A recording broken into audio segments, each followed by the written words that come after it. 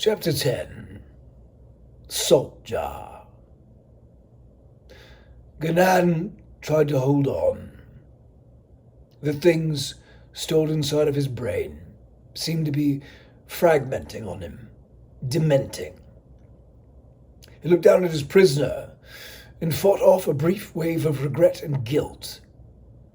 He knew the pain Dr. Halstead was feeling all too well.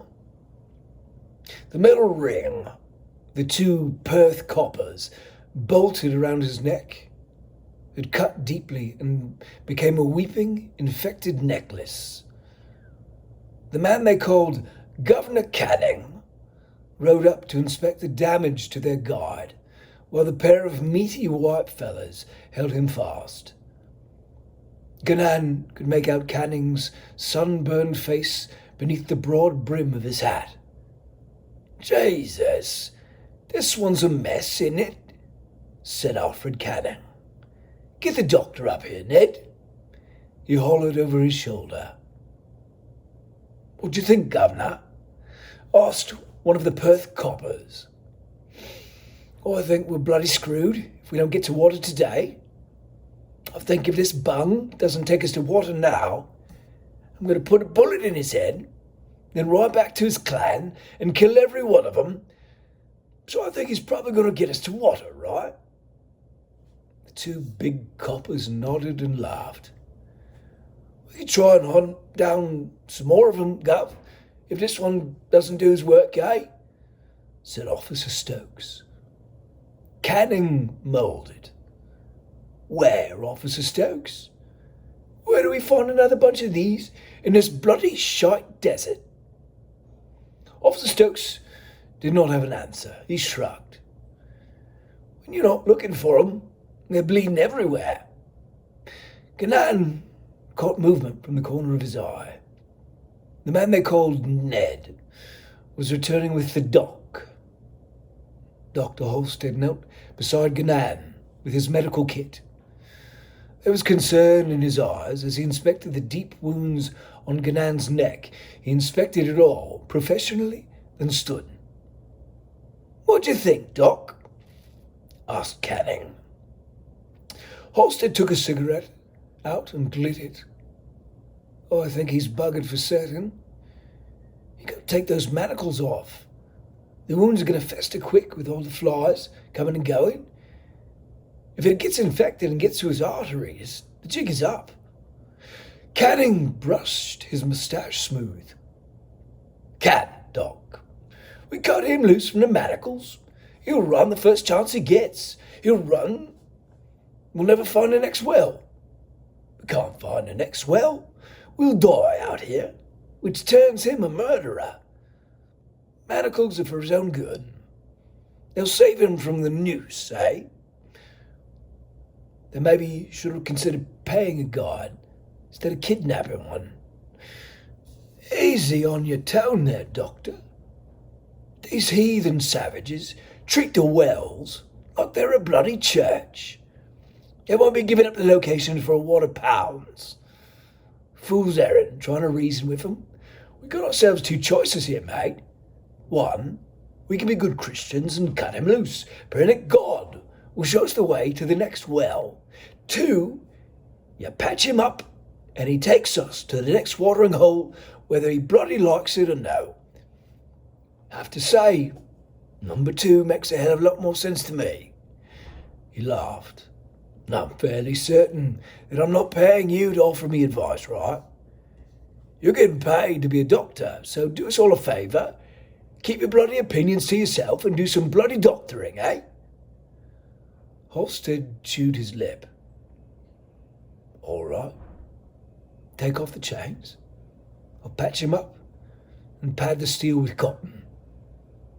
Canning nodded to the coppers, Stokes and Cooper. "You heard the man." Officer Stokes took the keys off his belt and began unshackling Ganan. "We need to spark this one's desire to be of service. Where's the sister?"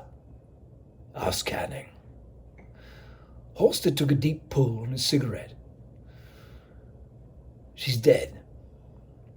He looked at the ground as he exhaled the smoke. Passed in the night. Officer Stokes glanced up at Officer Cooper. The two shared a quick look, then pretended they had not heard. Guinan had heard. He understood enough to know the truth. His heart broke in his chest at the loss. They treated her bad. He could not say for sure, but he believed they had raped her. If he had not been dying of thirst and beaten bloody, he would have risen then and snuffed out all their lights with his spear and won a boomerang.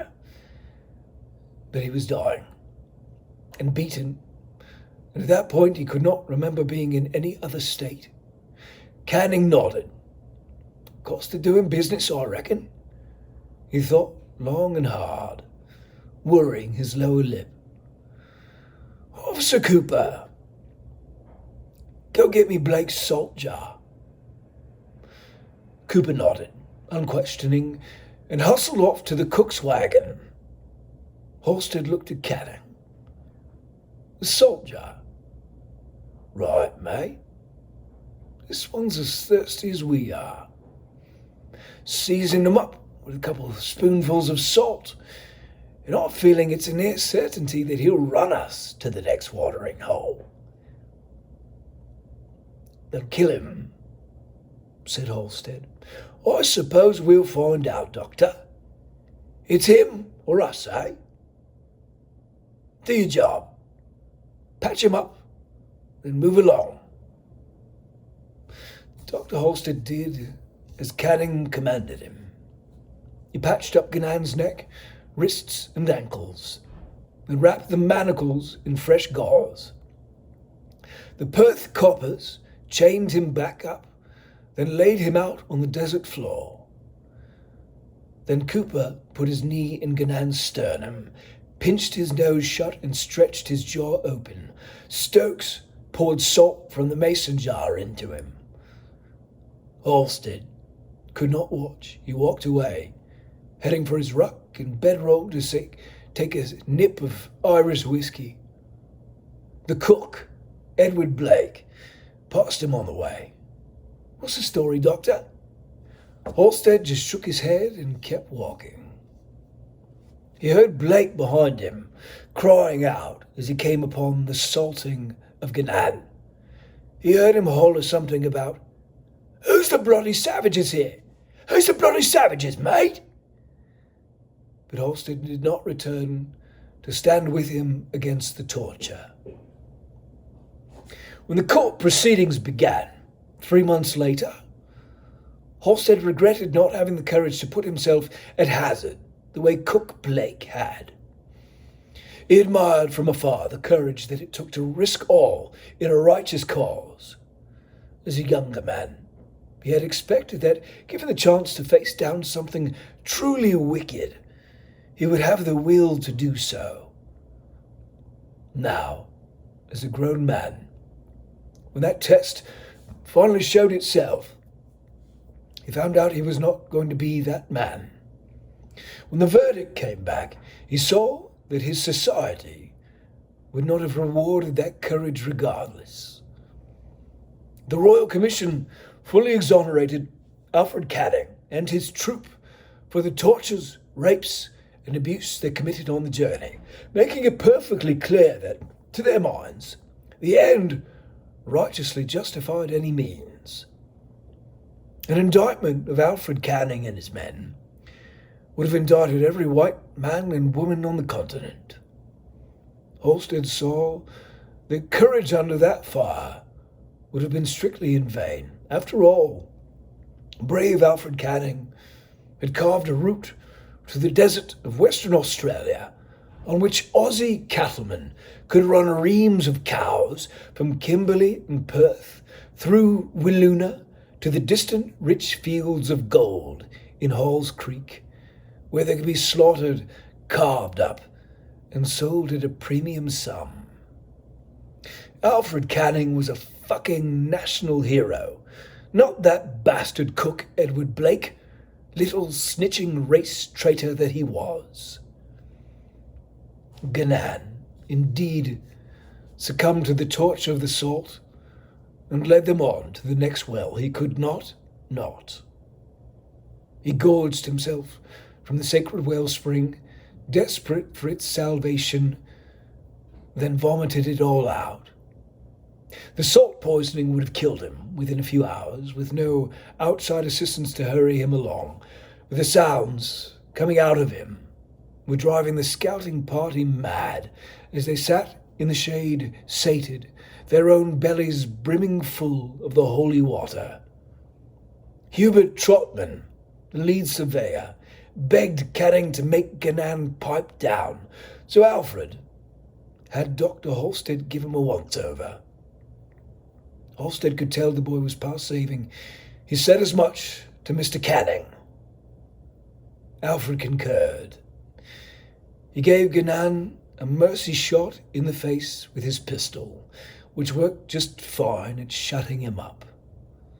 Officers Cooper and Stokes dragged Gannan's body a few hundred yards from the well and left him there to rot. The desert's bosom embraced him, receiving his remains gladly, taking him back as her own.